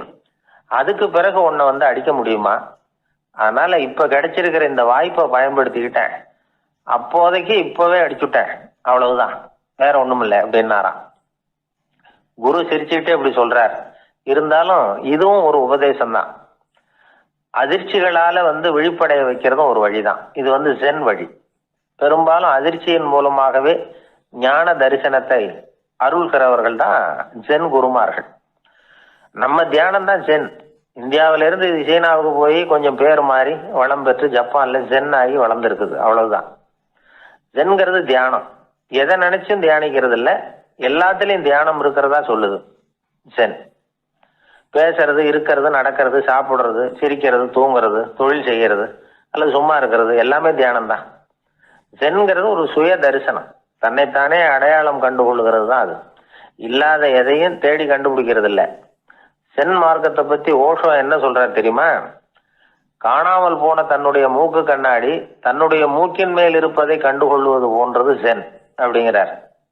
நம்மால் இன்னொருத்தர் முகத்தை ரொம்ப நேரமா உத்து பார்த்துக்கிட்டு இருந்தார். என்ன பாக்குறீங்கன்னாரு அவரு. நீங்க போட்டிருக்கீங்களே மூக்கு கண்ணாடி, அதை தான் பாக்குறேன்னாரு இவரு. நீங்க அப்படி பாக்குறதுக்கு விசேஷ காரணம் ஏதாவது உண்டான்னு கேட்டார் இவர். உண்டுன்னார். என்னன்னு கேட்டார். நேத்திக்கு காணாம போன என்னோட மூக்கு கண்ணாடி அது அப்படின்னாராம் இவர். ஒருத்தர் ரொம்ப கவலையோட வந்தார். ஏன் இப்படி ஒரு மாதிரியா வர்றீங்க அப்படின்னு கேட்டேன். அவர் என்ன நிமிர்ந்து பார்த்தார். என்னை பார்த்து ஒருத்தன் பைத்தியம்னு சொல்லிவிட்டான் சார். அவன் அப்படி சொன்னதுக்கு அப்புறம் தான் நான் இப்படி ஆயிட்டேன்னாரு. அதுக்காக நீங்க பெருமைப்படுங்க, வருத்தப்படாதீங்கன்னு. அவருக்கு ஒன்னும் புரியல. அவரு என்ன ஒரு மாதிரியா பார்க்க ஆரம்பிச்சுட்டார்.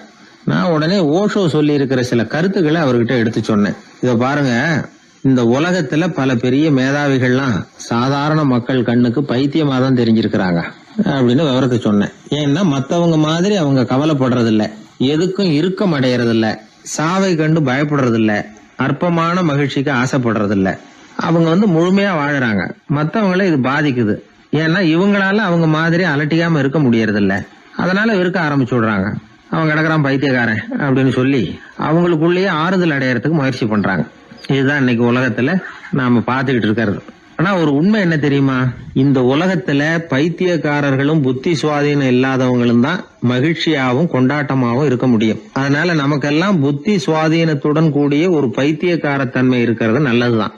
அப்படி இருந்தாதான் வாழ்க்கையை கொண்டாட முடியும். ஒரு மனநல மருத்துவமனையில ஒருத்தர் சிகிச்சைக்காக சேர்ந்திருந்தார்.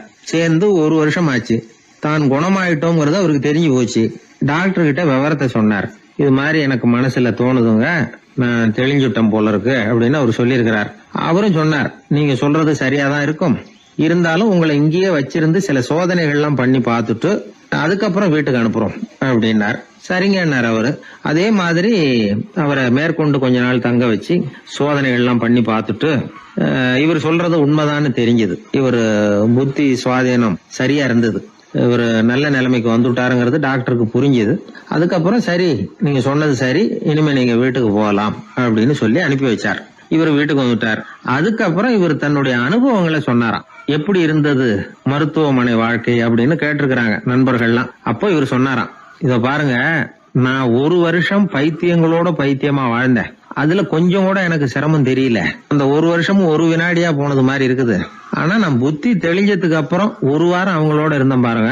அந்த 1 வாரம் தான் எனக்கு 1 யுகமா தெரிஞ்சது. அவ்வளவு கஷ்டப்பட்டேன் அப்படின்னாராம். அதனால ஒரு கூட்டத்திலிருந்து வேறுபட்டு வாழறதுங்கிறது கொஞ்சம் சிரமம் தான். பைத்தியங்களுக்கு மத்தியில பைத்தியமா இருந்துடலாம். பைத்தியங்களுக்கு மத்தியில புத்தி சுவாதீனம் உள்ளவனா இருக்கிறதுக்கு ரொம்ப சாமர்த்தியம் தேவைப்படுது. அதனாலதான் இந்த உலகத்துல நாம வாழும் பொழுது மற்றவர்களை அனுசரிச்சு வாழணும். பைத்தியங்களுக்கு மத்தியில பைத்தியமா இருந்தாதான் சுகம் அப்படிங்கிறது தான் இவங்க சொல்ல வர்ற உண்மை. ஹிட்லர் ஒரு சமயம் ஒரு பைத்தியக்கார ஆஸ்பத்திரிக்கு போனாராம் பார்வையிடறதுக்காக. மன நோயாளிகளை எல்லாம் வரிசையா நிறுத்தி வச்சிருந்திருக்கிறாங்க. அவர் வந்த உடனே எல்லாரும் ஹிட்லர் வாழ்கன்னு கத்தணும் அப்படின்னு அங்க உள்ள டாக்டர் சொல்லி வச்சிருக்கிறார். ஏற்கனவே சொல்லி வச்சிருக்காரு, ஹிட்லர் வரப்போறார், வந்தது எல்லாரும் ஹிட்லர் வாழ்கன்னு நீங்க சொல்லணும், கத்தணும் சொல்லி வச்சிருக்காரு. சரின்ட்டு நிக்கிறாங்க. ஹிட்லர் வந்தார். சொல்லி வச்சது மாதிரி எல்லாரும் கத்துனாங்க, ஹிட்லர் வாழ்கன்னு. ஒருத்தர் மட்டும் கத்தாம அமைதியா நின்னுகிட்டு இருந்தார். ஹிட்லர் அவர்கிட்ட போய், ஏன் நீங்க மட்டும் ஹிட்லர் வாழ்கன்னு சொல்லாம நிக்கிறீங்கன்னார். அதுக்கு அவர் மெதுவா, நான் பைத்தியக்காரன் இல்ல, டாக்டர் அப்படின்னாராம். அதனால பைத்தியங்களோடு பைத்தியமா வாழறதுங்கிறது ஒரு சுகம். இந்த உலகத்துல ஏற்கனவே நான் சொன்னது மாதிரி பைத்தியக்காரர்களும் புத்தி சுவாதீனம் இல்லாதவங்களும் தான் மகிழ்ச்சியாகவும் கொண்டாட்டமாகவும் இருக்க முடியும். அதனால புத்தி சுவாதீனத்துடன் கூடிய ஒரு பைத்தியக்காரத்தன்மை நமக்கு தேவை. அந்த நுட்பத்தை புரிந்து கொண்டு நம்முடைய வாழ்க்கையை நாம கொண்டாடுவோம். ஒரு ராஜா இருந்தார். அவர் ஒரு பெரிய கோயில் கட்டினார். பல ஊர்கள்ல இருந்து சிற்பிகள்லாம் கொண்டுகிட்டு வந்தார். அழகழகா சிற்பங்களை செய்ய சொன்னார். ஊர்ல உள்ள ஜனங்களும் கோயில் கட்டுறதுக்கு அவங்களால முடிஞ்ச உதவியை செஞ்சாங்க. ராத்திரி பகலா வேலை நடக்குது. கோயில் கொஞ்சம் கொஞ்சமா வசந்துகிட்டே வந்துட்டுது. அந்த ஊர்ல ஒரு வயசான அம்மா இருந்தாங்க, ரொம்ப ஏழை. அவங்களுக்கு மனசுக்குள்ள ஒரு உறுத்தல், இந்த ஊர்ல எல்லாரும் இந்த கோவில் கட்டுறதுக்கு அவங்களால முடிஞ்ச உதவியை பண்ணிட்டு இருக்கிறாங்க, நம்மளால ஒன்றும் பண்ண முடியலையே அப்படின்னு நினைச்சு கவலைப்பட்டாங்க. அவங்களுக்கு மனசு கேட்கல, ஏதாவது செய்யணும் நம்மளால முடிஞ்சது. அப்படின்னு யோசனை பண்ணாங்க. நல்ல வெயில் நேரத்தில் சிற்பிகள்லாம் ரொம்ப சிரமப்பட்டு சிலை வடிச்சுக்கிட்டு இருக்கிறாங்கல்ல, அவங்களுக்கு அந்த நேரம் தாகம் எடுக்குமே. அதனால சிரமப்பட்டு ஒரு குடத்துல தண்ணி எடுத்துக்கிட்டு அதை இடுப்புல வச்சுக்கிட்டு மெதுவா கொண்டுகிட்டு அங்க போறது அப்படின்னு முடிவு பண்ணிட்டு அந்த அம்மா போச்சு. அங்க போய் வேலை செய்யறவங்களுக்கு தாகம் எடுக்கிற போலாம் ஒரு கோவலையில தண்ணியை எடுத்து கொடுத்துக்கிட்டு இருக்கிறது. இப்படியே பண்ண ஆரம்பிச்சுட்டு அந்த அம்மா. ஏதோ அந்த அம்மாவால முடிஞ்ச ஒரு சின்ன உதவி இது. இப்படி கொஞ்சம் கொஞ்சமா வேலை நடந்தது. கோபுரம் வசந்தது, எல்லா வேலையும் முடிஞ்சது. இனிமே கடைசியா கற்ப கிரகத்தின் மேல விமானம் அமைக்க வேண்டியதுதான் பாக்கி. அந்த வேலையும் ஆரம்பமாச்சு. அந்த சிற்பிகள்லயே அனுபவசாலியான ஒருத்தர் இந்த அம்மாவை தேடிட்டு வந்தார். பாட்டி, உங்ககிட்ட இருக்கிற ஏதாவது ஒரு பொருளை கொடுங்க, அந்த விமானத்துல வைக்கலாம் அப்படின்னு நாங்க நினைக்கிறோம் அப்படின்னார். இந்த அம்மாவுக்கு ஒன்றும் புரியல. ஏதாவது இருந்தாவில கொடுக்கலாம், எதுவும் இல்லையே, என்ன பண்றது யோசனை பண்ணாங்க. இத பாருப்பா, என்கிட்ட என்ன இருக்கு, இந்த வாசப்படியில கிடக்குது, இந்த கல்லு தான் இருக்குது, வேணும்னா இதை எடுத்துட்டு போங்க அப்படின்னாங்க. உடனே அந்த கல்லை பேத்து எடுத்துட்டு போயிட்டாங்க அவங்க. அங்க போய் பார்த்தா என்ன ஆச்சரியம், அந்த விமானத்து உச்சியில கலசங்களை அமைக்கிறதுக்கான பிரம்ம எந்திரத்தை மூடுற கருங்கல் ஒண்ணு தேவையா இருந்தது. இவங்க எடுத்துட்டு போன கல்லு அதுக்கு ரொம்ப பொருத்தமா அமைஞ்சு போச்சு. ஏதோ அதுக்காகவே அளவெடுத்து செஞ்சது மாதிரி அமைஞ்சுட்டுது. அந்த கல்லையே அங்க அப்படியே பதிச்சுட்டாங்க. ஒரு வழியா கோவிலை கட்டி முடிச்சாங்க. அடுத்தது கும்பாபிஷேகம். அதுவும் ரொம்ப சிறப்பா கோலாகலமா நடந்து முடிஞ்சது. இவ்வளவையும் பார்த்த அந்த ராஜாவுக்கு மனசுக்குள்ள ரொம்ப பெருமையா இருந்தது. இவ்வளவு பெருசா இந்த கோவில் உருவாகிறதுக்கும் இவ்வளவு சிறப்பா இந்த விழா நடக்கிறதுக்கும் நாம தானே காரணம் அப்படின்னு மனசுக்குள்ள நினைச்சுக்கிட்டார். இப்படி நினைச்சுக்கிட்டே அன்னைக்கு ராத்திரி அரண்மனையில படுத்து தூங்கினார். உடனே ஒரு கனவு. ஆண்டவனே அந்த ராஜாவோட கனவுல வந்தார். ராஜா ஆண்டவனை வணங்கினார். இறைவா, உங்களுக்காக நான் கட்டி இருக்கிற கோவில் எப்படி இருக்குது, நல்லா இருக்குதா அப்படின்னு கேட்டார் ராஜா. அதுக்கு இறைவன் சொன்ன பதில் என்ன தெரியுமா? நீ கட்டின கோவில்ல அந்த கிழவியோட நிழல்ல நான் சுகமா இருக்கிறேன் அப்படின்னாராம். இப்படி சொல்லிவிட்டு கடவுள் மறைஞ்சுட்டார். கனவு கலைஞ்சது. ராஜா விசாரிச்சார், யார் அந்த கிழவி அப்படின்னு. எல்லாரும் விவரத்தை சொன்னாங்க. அப்பதான் ராஜா நினைச்சு பார்த்தார், இந்த கோவிலை நானே கட்டினதாக ரொம்ப பெருமைப்பட்டுக்கிட்டேன். ஆனா அந்த வயசான அம்மா வீட்டு வாசல்ல கிடந்த கல்லு அது இறைவனுக்கு சுகமான நிழல் கொடுக்கறதாக சொல்றாரு அப்படிங்கறத எண்ணி பார்த்தார். நான்கிற எண்ணம் நழுவி போயிட்டுதான். கோபுரம் எவ்வளவு பெருசுங்கிறது முக்கியம் இல்ல, குணம் எவ்வளவு பெருசுங்கிறது தான் முக்கியம். அந்த வயசான அம்மா நம்ம நாட்டுல வாழறது தான் நமக்கு உண்மையான பெருமை அப்படின்னு நினைச்சாராம் ராஜா. இந்த காலத்திலயும் ஒரு ஊர்ல ஒரு கோவில் கட்டினாங்க. எல்லா ஜனங்களும் அவங்களால முடிஞ்சதை செஞ்சாங்க. நம்மாலும் ஒருத்தன் அந்த திருப்பணி குழு தலைவரை போய் பார்த்தான். நான் ஏதாவது ஒத்துழைக்கணுமா ஐயா அப்படின்னு ரொம்ப பணிவா கேட்டான். திருப்பணி குழு தலைவர் சொன்னார், இத பாருப்பா, இந்த கோவில் கட்டி முடிக்கிற வரைக்கும் உன்னுடைய ஒத்துழைப்பு எதுவும் தேவையில்லை. கட்டி முடிச்சு கும்பாபிஷேகம் ஆனதுக்கு அப்புறம் தான் உன்னுடைய ஒத்துழைப்பு ரொம்ப அவசியம் அப்படின்னார். அதுக்கப்புறம் நான் என்ன செய்யணும் சொல்லுங்கன்னா, இவன் இந்த சாமி சிலையை நீ திருடிக்கிட்டு போகாம இருக்கணும், அவ்வளவுதான் அப்படின்னாராம். ஒரு ராஜா இருந்தார். நாடு பூராவும் நிறைய மரங்களை நட்டு வளர்க்கணுங்கிறது அவரோட ஆசை. தானே அதுக்கு முன்மாதிரியா இருக்கணும்னு நினைச்சார். அரண்மனையை சுத்தி மரங்களை நட்டு வளர்த்தார். இதை பார்த்துட்டு ஜனங்களும் அவங்கவுங்க வீட்டை சுத்தி மரக்கன்றுகளை நட்டு வளர்த்தாங்க. கொஞ்ச காலத்துல ஊரு பூரா பசுமையா மாறிச்சு. எல்லாருக்கும் சந்தோஷமா இருந்தது. இது ஒரு பக்கம் இருக்கட்டும். இப்ப நான் சொல்ல போற கதை வேற. அதாவது அந்த ராஜா ஒரு நாள் தன்னுடைய அரண்மனைய சுத்தி இருக்கிற விதவிதமான மரங்களை எல்லாம் போய் பார்த்தார். எப்படி இருக்கிறீங்க அப்படின்னு ஒவ்வொரு மரத்துக்கிட்டையும் விசாரிச்சாராம். எந்த மரமும் சந்தோஷமா இருக்கிறதா தெரியல. அதுக்கும் மனசுல ஒரு குறை. முதல்ல ஆலமரத்துக்கிட்ட போனார். அது சொல்லிச்சு, மண்ணா, நான் நல்லா பெருசா வளர்ந்துருக்கிறேன், அடர்த்தியா இருக்கிறேன், கிளையெல்லாம் 4 பக்கமும் நல்லா படர்ந்துதான் இருக்குது, இருந்தாலும் எந்த பிரயோஜனமும் இருக்கிறதா தெரியல எனக்கு. என்னுடைய பழம்லாம் ரொம்ப சின்னதா இருக்குது, என் கண்ணுக்கு சரியா புறப்பட மாட்டேங்குது. நான் இருக்கிற சைஸுக்கு என்னுடைய கிளையில இருக்கிற பழம்லாம் எவ்வளவு பெருசா இருக்கணும், அது இத்தினூண்டு இருக்கிறது எனக்கு பெரிய அவமானமா இருக்கு. இப்படி இங்க நின்றுகிட்டு இருக்கிறதே ரொம்ப கூச்சமா இருக்கு. ஒரு நல்ல புயல் வந்ததுன்னா பேசாம சாஞ்சு விடலாமான்னு பாக்குறேன் அப்படின்னு புலம்புது ஆலமரம். சரி இருக்கட்டும்னு நினைச்சுக்கிட்டு ராஜா அடுத்தபடியா ஒரு அத்தி மரத்துக்கிட்ட போனார். அதுவும் புலம்ப ஆரம்பிச்சுட்டுது. நான் கூட பெரிய மரம் தான், இல்ல இலையெல்லாம் அழகா தான் இருக்குது, பழம் அழகா இருக்குது, இருந்தாலும் உள்ள விஷயம் இல்லையே, அத்தி பழத்தை புட்டு பார்த்தா அத்தனையும் சொத்த அப்படின்னு பழமொழியே உண்டாயிட்டுதே. இப்படி ஒரு கெட்ட பேரோட நான் இருக்கணுமா அப்படின்னு புலம்புது அது. சரி இது இருக்கட்டும் அப்படின்னு சொல்லி அடுத்தபடியாக வேப்ப மரத்துக்கிட்ட போனார். அது தன்னுடைய வேதனையை வெளியிட்டது. எனக்கு எவ்வளவோ மருத்துவ குணங்கள்லாம் இருக்கிறதா சொல்லிக்கிறாங்க, இருந்தாலும் என்ன பிரயோஜனம், என்னுடைய பழத்தை மனிதர்கள் யாரும் விரும்பி சாப்பிட்றது இல்லையே அப்படின்னுது. ராஜா அடுத்தாப்புல இருந்து ஒரு பனை மரத்துக்கிட்ட போனார். நான் நல்லா உயரமாக தான் வளர்ந்துருக்கிறேன், மற்ற மரங்கள்லாம் என்னை அண்ணாந்து தான் பார்க்கணும், இருந்தாலும் என்கிட்ட நிழலுக்காக யாரும் ஒதுங்கிறது இல்லையே அப்படின்னுது. என்ன இது எல்லா மரமும் இப்படி திருப்தி இல்லாமல் இருந்துகிட்டு இருக்குதே அப்படின்னு நினச்சிக்கிட்டே ராஜா அடுத்தபடியாக அங்கே இருந்த ஒரு பைன் மரத்துக்கிட்ட போனார். அழகாக உயரமாக பசுமையாக தான் இருந்தது, ஆனால் பழமோ பூவோ கிடையாது. அதை நினச்சி அது வருத்தப்பட்டுக்கிட்டு இருக்குது. ஓக் மரம் அது ஒன்று நின்றுட்டு இருந்தது. அது என்ன சொல்லிச்சுன்னா, இலையுதிர் காலத்தில் என் மேலே இருக்கிற எல்லா இலைகளும் உதிர்ந்து போடுது, முடி கொட்டின மனிதர்கள் மாதிரி மொட்டையாக நான் நிற்க வேண்டி இருக்குது, என்ன வாழ்க்கை இது அப்படின்னு சொல்லி அழுத்துக்கிட்டது. சரி புளிய மரம் என்ன சொல்லுது பார்ப்போம்னு அதுகிட்ட போனால், என்னுடைய நிழலில் யாருமே தங்க மாட்டாங்க, உடம்புக்கு சூடுன்னு ஒதுங்கி போயிடுவாங்க, அடிமரத்தை பார்த்தீங்கன்னா பட்டையெல்லாம் உறிஞ்சி பார்க்கறதுக்கே கேவலமாக இருப்பேன் அப்படின்னுது அது. முருங்கை மரம் என்ன சொல்லிச்சு தெரியுமா, என்னுடைய இலை காயெல்லாம் சாப்பிட்றவங்களுக்கு சத்து கொடுக்கறது வாசம்தான், ஆனால் என் உடம்புல சத்தே கிடையாது, கொஞ்சம் வேகமாக காற்று அடிச்சதுன்னா முறிஞ்சி விழுந்துடுறேன், என்ன வாழ்க்கை இது அப்படின்னு சொல்லி அது வருத்தப்பட்டது. ராஜா யோசனை பண்ணார், என்ன இது மரங்கள் பூமியின் வரங்கள்னு சொல்கிறோம், மழை பெய்யறதுக்கு அதுதான் காரணம், பூமி செழிப்பாக இருக்கிறதுக்கும் அதுதான் காரணம், வீடு கட்டுறதுக்கு மரம், நாற்காலி செய்ய உபயோகப்படுத்துறதுக்கும் அதுதான் உபயோகப்படுது, மனுஷனுக்கு வேண்டிய ஆகாரங்களையும் கொடுக்குது, இப்படிலாம் இருந்தும் எல்லா மரமும் நிம்மதி இல்லாமல் இருந்துகிட்டு இருக்குதே அப்படின்னு நினைச்சார். அப்போ அங்கே இருந்த ஒரு மகிழ மரம் அவர் கண்ணில் பட்டுது. அந்த மரம் மட்டும் கொஞ்சம் நிம்மதியாக மகிழ்ச்சியாக இருக்கிறது மாதிரி தெரிஞ்சுது. உடனே ராஜா அதுகிட்ட போனார். உனக்கு மனசில் எதுவும் குறை இல்லையான்னு கேட்டார். இல்லை, நான் சந்தோஷமாக தான் இருக்கேன்னு அந்த மகிழ மரம். அப்படியான்னு ஆச்சரியமாக கேட்டார் ராஜா. ஆமாம் மன்னா, இந்த இடத்துல நீங்கள் ஒரு முருங்கை மரத்தையோ வேப்ப மரத்தையோ கூட நட்டிருக்கலாம், ஆனால் இந்த இடத்துல நடுறதுக்கு என்ன தேர்ந்தெடுத்துருக்குறீங்க, அதுவே எனக்கு பெருமை, அதுவே எனக்கு திருப்தி அப்படின்னு தான் மகிழ மரம். மகிழ மரம் சாதாரணமாக தான் இருக்கும், இளம் மஞ்சள் நிறத்தில் பூக்கள், அது காய்ந்தும் மனம் வீசும். மகிழ மரம் மாதிரி மன திருப்தியோடு வாழறதுக்கு நாம் கற்றுக்கணுமா. நாம் இந்த உலகத்தில் ஒரு நாயாவோ நரியாவோ கூட பிறந்திருக்கலாம், மனுஷனாக பிறந்திருக்கிறோம், அதுவே பெருமை தானே.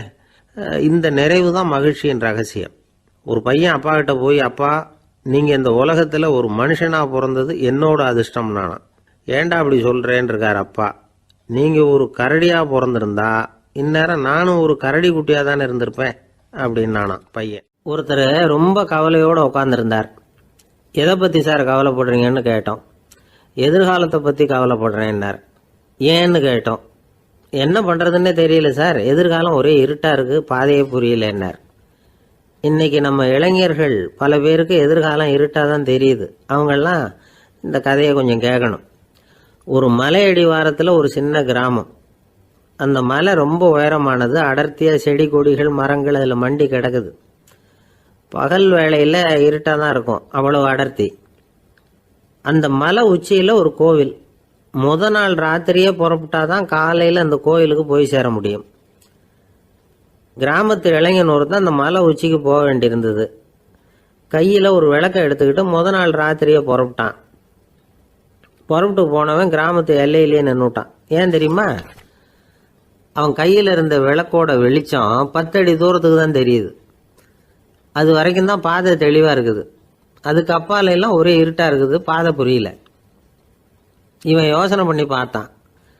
மனசுக்குள்ள ஒரு சந்தேகம், 10 அடி தூரம் தானே வெளிச்சம் தெரியுது, அப்படின்னா நாம் 10 அடி தூரம் தானே போக முடியும், அதுக்கு அந்தாண்ட ஒரே இருட்டாக இருக்குது, அதில் எப்படி நாம் நடந்து போகிறது, நாம் ரொம்ப தூரம் நடந்து போய் ஆகணுமே, அப்படிப்பட்ட நினப்பெல்லாம் அவனுக்கு வந்துட்டுது. இதுதான் அவன் மனசில் ஏற்பட்ட தயக்கம்.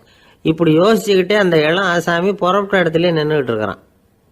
அந்த சமயத்தில் ஒரு வயசான பெரியவர் அந்த பக்கமாக வந்தார்.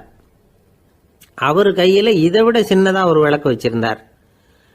அது எப்படின்னா அது ஒரு 5 அடி தூரத்துக்கு தான் வெளிச்சம் காட்டுது, அவ்வளவு சின்ன விளக்கு. அவரும் மலை உச்சிக்கு போகிறதுக்காக தான் வந்துகிட்டு இருக்கிறார். அவரை பார்த்து இவன் கேட்டான், என்ன பெரியவரே, இவ்வளவு சின்ன விளக்க வச்சுக்கிட்டு அவ்வளவு தூரத்துக்கு எப்படி மலையேற போறீங்க அப்படின்னு கேட்டான். நீ ஏன் இப்படி தயங்கிட்டே நிற்கிறேன்னு கேட்டார் பெரியவர். என்கிட்ட இருக்கிற விளக்கு 10 அடி தூரத்துக்கு தான் பாதையை காட்டுதுன்னா. இப்போ பெரியவர் சொன்னார், தம்பி, உன் கையில் இருக்கிற விளக்கு கொடுக்குற வெளிச்சத்தை வச்சு நீ முதல்ல 10 அடி தூரம் முன்னாடி போ. 10வது அடியில் போய் நின்றுக்கிட்டு பாரு. மறுபடியும் ஒரு 10 அடி தூரத்துக்கு பாதை தெரியும். இப்படி உன் கையில் இருக்கிற விளக்கு தொடர்ந்து வெளிச்சம் காட்டிக்கிட்டே இருக்கும். நீ முன்னேற முன்னேற அந்த வெளிச்சமும் முன்னேறும். அதனால் எத்தனை கிலோமீட்டர் தூரம் வேணும்னாலும் நீ இந்த 10 அடி தூரம் வெளிச்சத்தை வச்சுக்கிட்டே நீ போயிடலாம், புறப்படு அப்படின்னார். இப்போதான் அந்த பெரியவர் சொன்னது இளைஞனுக்கு பளிச்சுன்னு புரிஞ்சுதான். உடனே உற்சாகமாக புறப்பட்டான், உச்சிக்கு போய் சேர்ந்தான். இந்த கதையிலேருந்து நாம் புரிஞ்சுக்க வேண்டியது என்ன தெரியுமா? நீண்ட கால திட்டம் ஒன்று போடும் பொழுது நமக்கு முன்னாடி இருக்கிறத மறந்துட்டு மனசை போட்டு குழப்பிக்க கூடாது. உங்கள் கையில் என்ன இருக்கோ அதுலேயே உங்கள் எதிர்காலம் மறைஞ்சிருக்குது. கண் முன்னாடி தெரியறத வச்சு ஆரம்பிங்க, போக போக வழி தானாக புலப்படும் அப்படிங்கிறார் ஒரு பெரியவர். பெரிய பயணங்களையெல்லாம் இப்படி தான் நடத்த வேண்டியிருக்கும். ஒவ்வொரு அடியாக எடுத்து வச்சா ஓடி போய் சேர்ந்து விடலாம். மலைச்சி போய் நின்றுட்டா நின்றுக்கிட்டே இருக்க வேண்டியது தான். நம்ம ஆள்லாம் ரொம்ப மோசமாக இருக்கிறாங்க. ஒருத்தன் அப்படி தான் நீண்ட தூர பிரயாணம் ஒன்று புறப்பட்டான். ரயில் போய்கிட்டே இருந்தது. கொஞ்சம் தூரம் போச்சு, பாதி வழியில் கையில் வச்சுருந்த டிக்கெட்டை காற்றுல விட்டுட்டான். ஐயோ என் டிக்கெட்டு போயிட்டுதே அப்படின்னு கத்த ஆரம்பிச்சுட்டான். பக்கத்தில் இருந்த பெரியவர் அவனை பார்த்து பரிதாபப்பட்டு, கவலைப்படாத தம்பி, போனால் போகுது, வேற டிக்கெட் வாங்கிக்கலாம் அப்படின்னு ஆறுதல் சொன்னார். அதுக்கு அவன் சொல்கிறான்,